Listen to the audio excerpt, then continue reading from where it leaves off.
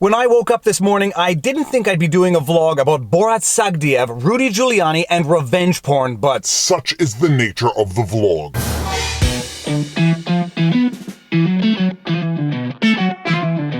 Viva Frei, Montreal litigator turned YouTuber, and in as much as I hate Twitter, I do find it to be a useful place to get information on the latest breaking news. And yesterday on Twitter, I learned that there's going to be a sequel to the original Borat movie and that Rudy Giuliani is going to have a rather unfortunate cameo in that sequel. For those of you who may not know, Borat was a 2006 mockumentary starring Sacha Baron Cohen, and the plotline goes as follows. Baron Cohen stars as Borat Sagdiyev, a fictitious Kazakh journalist who travels through the United States to make a documentary which features real-life interactions with Americans. Much of the film features unscripted vignettes of Borat interviewing and interacting with real-life Americans who believe he is a foreigner with little or no understanding of American customs. It is the second of 3 films built around Baron Cohen's characters from the Ali G Show, 2000 to 2004. The first Ali G in the House was released in 2002 and featured a cameo by Borat, and the third, Bruno, was released in 2009. The film was produced by Baron Cohen's production company, 4x2 Productions, and distributed by 20th Century Fox. Now, the truly coincidental thing about all of this is I actually just rewatched Borat in April at the beginning of the pandemic when we had nothing else to do but rewatch old DVDs that I had downstairs gathering dust in the basement. And in rewatching the video, I was really shocked to find how unfunny I found it, how mean-spirited I found everything in that movie. And despite hating Twitter, I nonetheless use it to express every random thought that I have, and I tweeted as much. Viva Frei, at the Viva Frei, by the way, follow me on Twitter, April 9. Watching Borat tonight, none of this makes sense in a post-coronavirus world, at Sacha Baron Cohen. A few minutes later, replying to at the Viva Frei, and you know what, maybe I'm getting too old, but too much of this movie was mean-spirited. And shortly after that, replying to at the Viva Frei, I don't like the movie anymore. I'm deleting this tweet in 20 minutes and possibly breaking the DVD. And predictably enough, I neither deleted the tweet nor broke the DVD. The ultimate irony or coincidence or just timeliness is that as I'm tweeting about how Borat is not funny and how it doesn't make sense in a post-coronavirus world, I had no idea that Borat was actually shooting a sequel based in that very coronavirus world. Apparently in the sequel, Borat returns to America during the coronavirus lockdowns. He proceeds to be shown some hospitality by people who he then seems to mock, at the very least for what I've seen in the trailer. But this vlog is not about the movie, it's not about the trailer, it's not about doing a movie review. It's about the fact that apparently Rudy Giuliani has a rather unfortunate cameo in the movie that set Twitter ablaze yesterday. Now, I have not seen the movie, I have not seen the scene in particular, but according to the news, the scene is being described as follows. Rudy Giuliani caught in hotel bedroom scene in new Borat film. Former New York mayor captured in hidden camera in final moments of mockumentary. Rudy Giuliani is featured in a new mockumentary by comedian Sacha Baron Cohen in a scene in which the former New York mayor is shown with his hands down his pants. What? No. No. No. Shot in a New York hotel room in July, the scene, which is part of the sequel to Cohen's hit movie Borat, resulted in Giuliani calling the police. The scene culminates in a moment with Giuliani lying on a bed with his shirt untucked while an actress posing as a journalist stands nearby. Giuliani went to the hotel room thinking he was being interviewed about US President Donald Trump's COVID-19 response. In the film, the young woman invites him to the bedroom, which is rigged with hidden cameras. Giuliani then asks for her phone number and address. He lies back on the bed with his hands in his pants. And I'm not going to read the last paragraph of the description of what happens. You can read that for your own personal knowledge. When the story broke, people immediately took to Twitter to show their moral outrage, to show how morally superior they were than the person caught in the headlines. And reading all of this moral outrage, for a second I thought the person was underage, and when I found out the person wasn't underage, I thought Giuliani was cheating on his wife. In verifying on the internet, I found out that Giuliani had in fact finalized his 3rd divorce from his 3rd wife back in December, and at the time was not married, although even that would be none of my business. The only thing I was wondering is how do people manage to keep getting caught by Sacha Baron Cohen until I read the description of what happened, and then it became clear that it was just Giuliani apparently thinking he was going to get lucky with a young journalist. Not something I would do personally, but I am not out there to play morality police for everybody around me. What 2 consenting adults decide to do among themselves to the extent that it's legal and doesn't hurt anybody else is none of my business. Those were my initial thoughts and reflexes on the subject right up until I read a series of tweets by Mike Cernovich, and then I knew I had to do a vlog. Watching Twitter ignore its own revenge porn policies on the same week it banned New York Post URLs is moral clarity. Twitter amplified and promoted revenge porn today, just as it recently banned URLs to the New York Post. Some standards, huh? If Cernovich were Canadian, he would have ended that tweet with eh?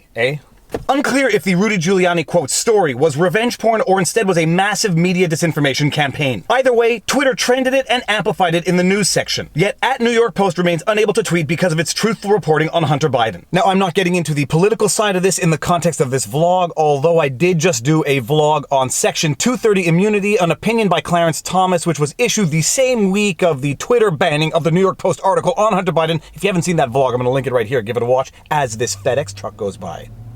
Damn it, that's UPS. Oh, I just blew the joke. Cernovich also posted another tweet to the effect that revenge porn was illegal, and this is a concept that I had never heard of, and I had to do some digging and quickly found out that there was, in fact, revenge porn legislation in the state of New York. From a website called Women's Justice Now, know your rights, revenge porn. 1 in 10 women under the age of 30 have experienced either threats to share or the actual sharing of intimate personal photos without their consent. Non-consensual image sharing, also known as revenge porn, is one place where the digital age and misogyny meet. Our laws are still catching up, but there are ways to fight back against this form of cyber-sexual abuse. And interestingly enough, Governor Cuomo did in fact relatively recently, in July 2019, sign into effect certain measures criminalizing revenge porn. July 23, 2019, Governor Cuomo signs measure criminalizing the publication of revenge porn. New law marks key achievement in Governor's 2019 women's justice agenda. Cuomo, quote, "Our laws have not kept pace with technology and how abusers can use it to harass, intimidate, and humiliate intimate partners.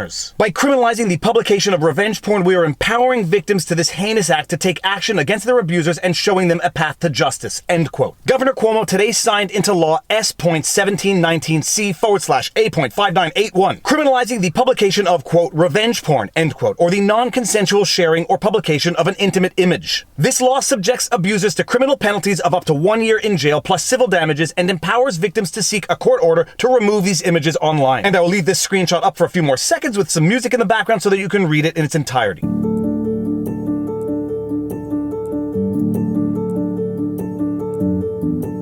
The article then goes on to describe what the legislation does and define certain terms in the legislation. Specifically, this legislation defines, quote, revenge porn as the criminal act of unlawful dissemination or publication of an intimate image when done with the intent to cause harm to the emotional, financial, or physical welfare of another person, and when the image was taken with a reasonable expectation that the image would remain private. Establishes the act of unlawful dissemination or publication of an intimate image as a Class A misdemeanor. Amends the civil rights law to allow victims of, quote, revenge porn to seek civil recourse for the damages. Now let's read the actual legislation before going back to reread the description of the scene involving Rudy Giuliani. Section 245.15, unlawful dissemination or publication of an intimate image. A person is guilty of unlawful dissemination or publication of an intimate image when A, with the intent to cause harm to the emotional, financial, or physical welfare of another person, he or she intentionally disseminates or publishes a still or video image of such other person who is identifiable from the still or video image itself or from information displayed in connection with the still or video image without such other person's consent, which depicts 1. Little I, an unclothed or exposed intimate part of such other person, or 2 little I's, such other person engaging in sexual conduct as defined in subdivision 10 of section 130.00 of this chapter with another person, and B, such still or video image was taken under circumstances when the person depicted had a reasonable expectation that the image would remain private and the actor knew or reasonably should have known the person depicted intended for the still or video image to remain private regardless of whether the actor was present when the still or video image was taken. Subsection 2, for the purposes of this section, intimate part means the naked genitals, pubic area, anus, or female nipple of the person. Subsection 2A, for purposes of this section, quote, disseminate and, quote, publish shall have the same meaning as defined in section 250.40 of this title. Subsection 3, this section shall not apply to the following.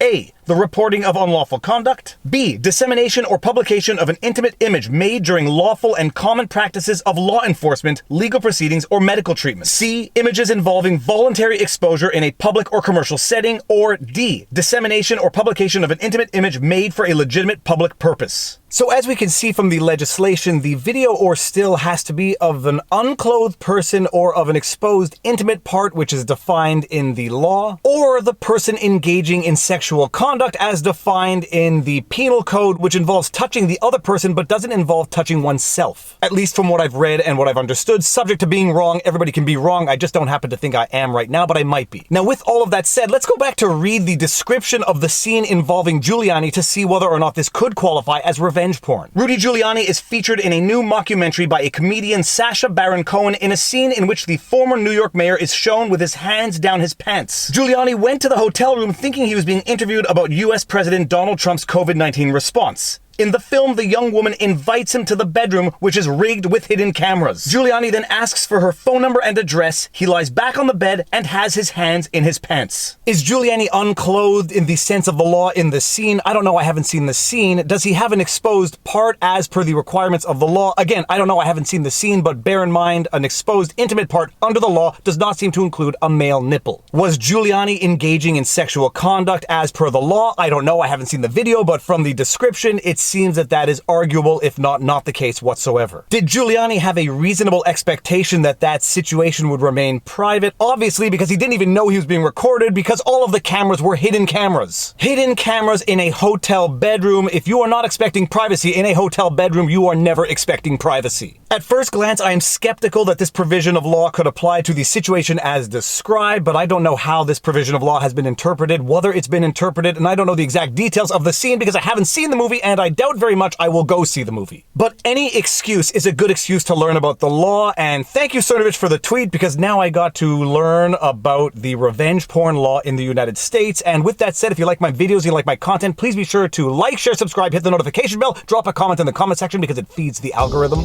Feed me all night long.